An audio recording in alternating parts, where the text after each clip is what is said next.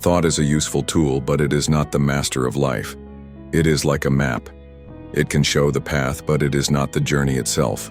Thought always comes from memory, and memory is always old.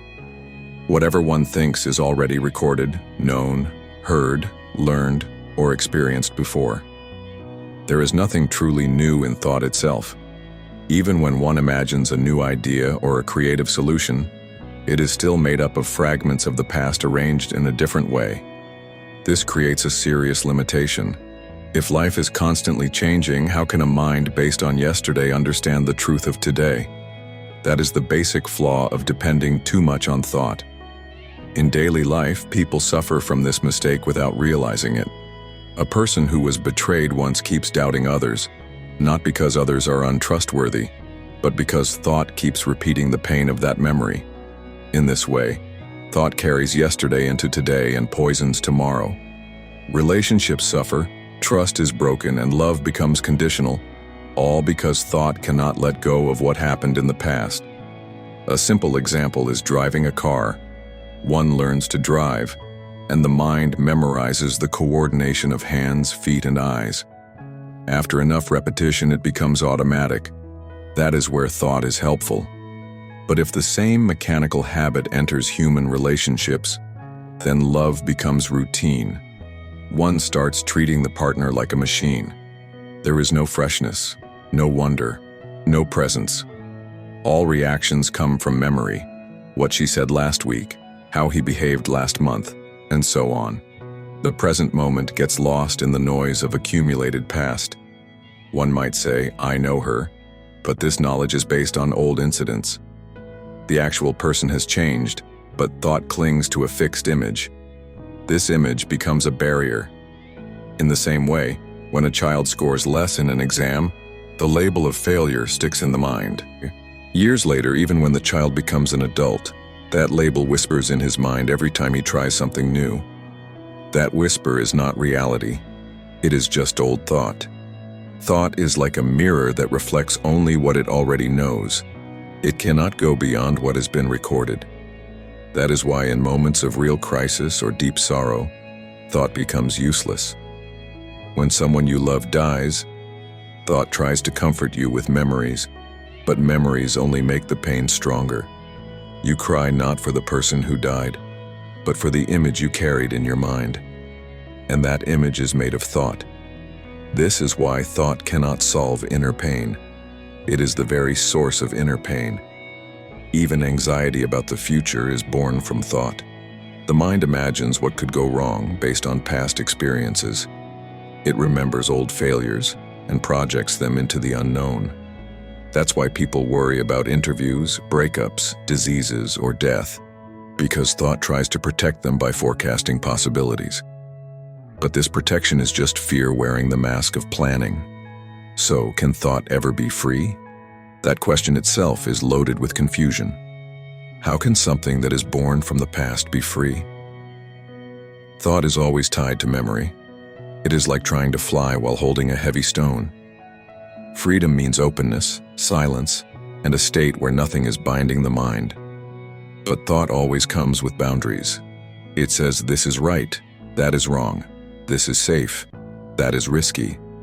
These conclusions are based on personal or collective experience, not on actual awareness. In this way, thought acts like a filter that blocks direct perception.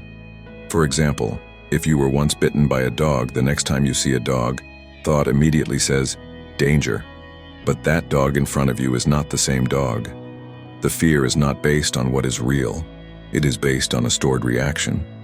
So long as this filter remains, freedom cannot happen.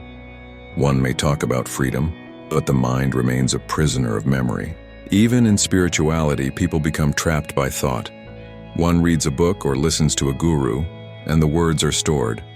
Later, when facing a challenge, the mind repeats those words like a tape recorder. But repeating wise words is not wisdom, it is imitation. And imitation is the death of truth. Truth must be seen freshly, not remembered. The mind that seeks truth through thought is like a man looking at the sky through a small window and thinking he has seen the whole universe. Thought can describe reality, but it cannot experience it. It can write a poem about love, but it cannot feel love. Feeling requires presence, sensitivity, and silence, not analysis. A mother does not think, "I love my child," every second. She simply loves. The moment she begins to calculate and define that love through thought, the purity of love is gone. People often ask, should we stop thinking? That question also comes from thought. Thought wants to control itself, which is absurd. The real question is, can one become aware of thought without getting caught in it? Can thought be seen as a process, like breathing or blinking? It is not about suppressing thought, but about watching it quietly. When one watches a bird without naming it, a certain joy arises. The same joy can arise when one watches a thought without judging it. But we are so trained to label, explain, and react that silent watching seems difficult. Yet it is the only door to freedom. A silent mind is not empty. It is full of awareness. In that awareness, thought loses its power to control. It still functions when needed, for writing, planning, speaking, but it no longer becomes the center. This shift can be noticed in daily life. Suppose someone insults you. Immediately, thought reacts, "How dare he say that? I must reply." But if there is awareness, one sees the reaction rise. One feels the heat of anger, but instead of acting on it, one just watches. In that gap, thought loses momentum. The insult remains just a sound. It no longer becomes a personal wound. This is the beginning of intelligence beyond thought. Intelligence is not the sharpness of thought. It is the clarity that sees thought for what it is. That clarity is silent, alert, and alive. It does not depend on books or teachers. It comes naturally when one is no longer lost in the noise of mental chatter. In modern life, where speed and stress dominate, people think more but live less. Their minds are full of information but empty of insight. Children are taught facts but not how to look. Adults know how to earn money but not how to enjoy a sunset. Thought is busy with problems, deadlines, desires, and comparisons. In this restlessness, life becomes mechanical. Joy, wonder, beauty. These are forgotten because thought is always rushing toward the next goal. But life is not a goal. It is a moment-to-moment unfolding. To taste it, one has to slow down inside, to pause, to be present. Presence is not a thought. It is a state of being where thought is quiet like a sleeping dog. It may wake when needed, but it does not bark all the time. Understanding thought is not a philosophy. It is a necessity for a sane life. Otherwise, one becomes a slave to anxiety, desire, and conflict. Thought divides, me and you, success and failure, good and bad. These divisions create inner tension. A mind trapped in thought becomes narrow. It judges everything and misses the whole. To live fully, one must see the limits of thought, not by arguing or believing, but by observing its nature. Watch how thought arises. Watch how it clings to the past. Watch how it creates fear. In this watching, something magical happens.